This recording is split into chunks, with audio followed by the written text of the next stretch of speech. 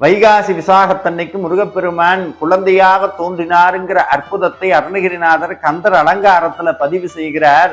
திருந்த புவனங்கள் ஈன்ற பொற்பாவை திருமுலைப்பால் அருந்தி சரவண பூந்தொட்டில் ஏறி அறுவர் கொங்கை விரும்பி கடலல குன்றல சூரல விம்மி அழும் குருந்தை குறிஞ்சி கிழவன் என்றோதும் குவலயமே அப்படிங்கிறார். என்னன்னா, இந்த உலகம் மொத்தத்தையும் அழகாக படைத்த ஆதிபரா சக்திக்கு குழந்தையாக முருகப்பெருமான் தோன்றிய போது அழுதாராம்.